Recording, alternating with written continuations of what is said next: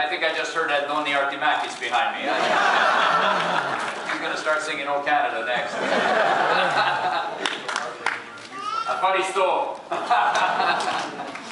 Now this platform, unlike some of the others you've heard about the last few days, starts kicking in the day after this election.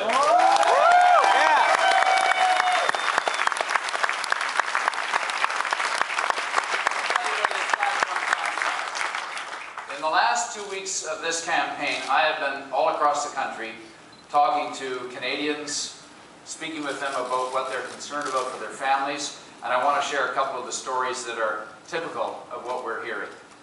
During a recent telephone town hall we had, there were thousands of people involved. It was out of Manitoba, and I spoke to Mary. Mary is a grandmother, and she told us her story. She said that she raised a large family of her own, and now she shared with all of us on that call how she wanted nothing more than to ensure that her children and her grandchildren, and I can identify with that now, having my own little Beatrice as a granddaughter to think about in her future. She just wanted to be sure that they were well taken care of and that they had a world that would be better than the one that currently we're on track to leave to her. And she wanted to be sure that they could face the future with a sense of optimism and hope. But Mary couldn't really do anything herself to help that she felt, because she could barely afford to make ends meet herself.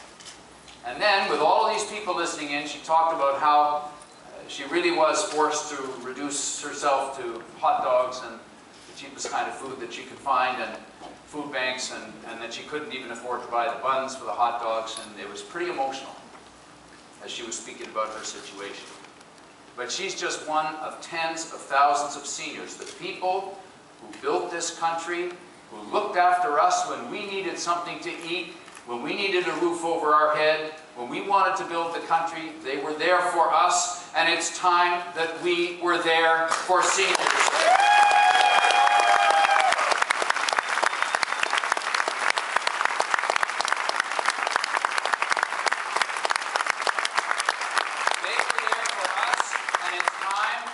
We're there for them. We owe it to the seniors to ensure that the support is there to lift each and every one of them out of poverty immediately, not in 5 years, not next year or the year after that, but right now. Yeah.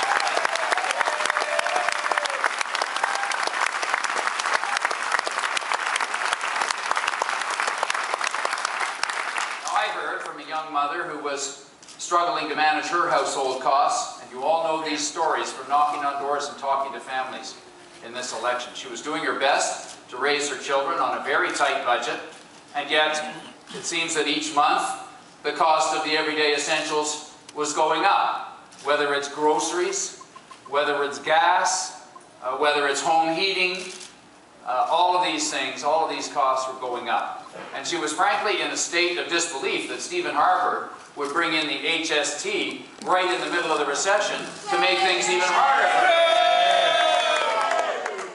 Now, the people that I'm speaking to are tired of leaders who in Ottawa just simply aren't looking out for them and not putting their concerns and their needs first. They're tired of being put at the back of the line, while the insiders and the powerful seem to always be at the front of the line. And they're pretty disappointed in Stephen Harper because he has failed to fix what's fundamentally wrong in Ottawa. His record really speaks for itself, doesn't it?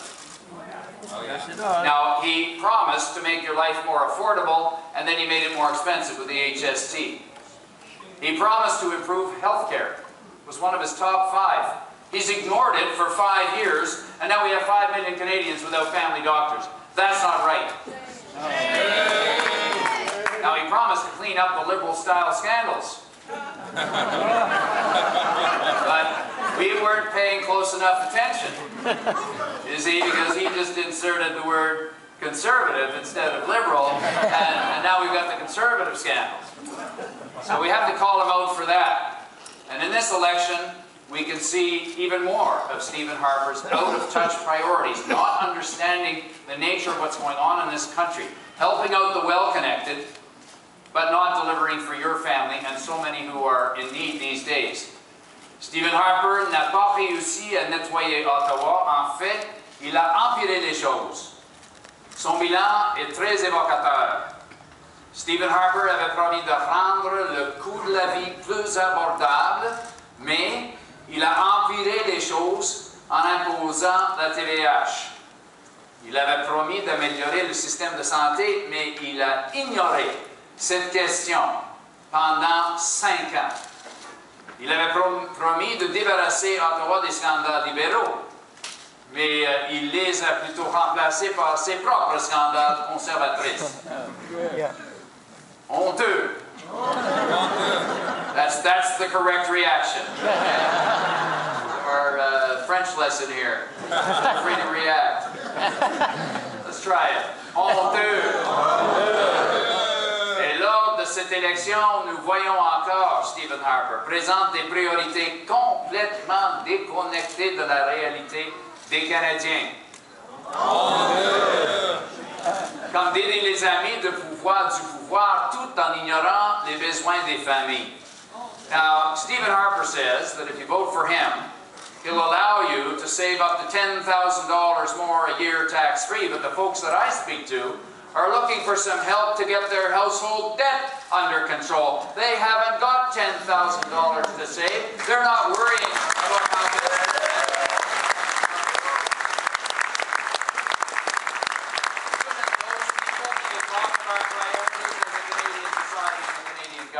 Well, of course they should be. Stephen Harper has put forward a tax plan that would help high-earning, single-income families, but would do nothing for most hard-working families or families that rely on 2 incomes to get by. These are more of the wrong-headed priorities coming out of Ottawa right now, and they show that Stephen Harper is out of touch of the reality of the average working family and those that are being left behind, and it's time that change. Yeah.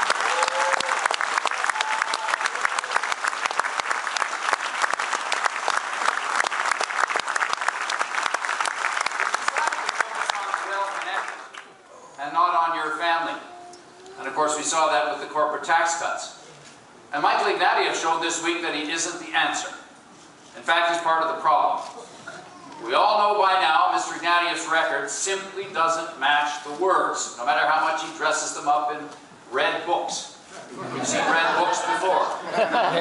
For 5 years, he supported massive corporate giveaways to companies, including some that shipped our jobs overseas.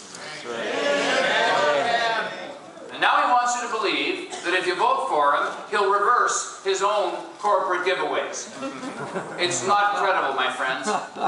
Pendant 5 ans, il a offert d'importantes réductions d'impôts aux grandes compagnies qui envoient des emplois canadiens à l'étranger. Maintenant, il veut vous faire croire que si vous votez pour lui, il va annuler ses propres réductions d'impôts aux grandes entreprises. Catastrophe. Inadmissible. Honteux. Michael Ignatieff voted to bring in the HST here in Ontario, raising the cost of household essentials in the middle of a recession when people were struggling to make ends meet. And now he wants you to believe that your family is his top priority.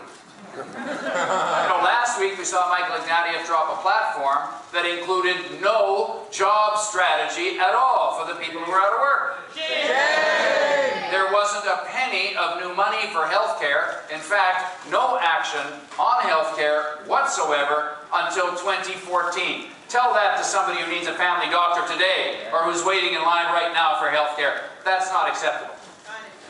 Michael Ignatieff has said a few weeks ago that Stephen Harper's failing the seniors, but then his platform has $0 new dollars to lift seniors out of poverty this year. He doesn't get it. Now, Michael Ignatieff wasn't around in those days, but the rest of us have seen this before with these red books. Lofty promises, way off in the future. No plan as to how they're going to be paid for. Empty promises that as sure as day meets night will only become more broken promises that leave your family even further behind. Let's remember.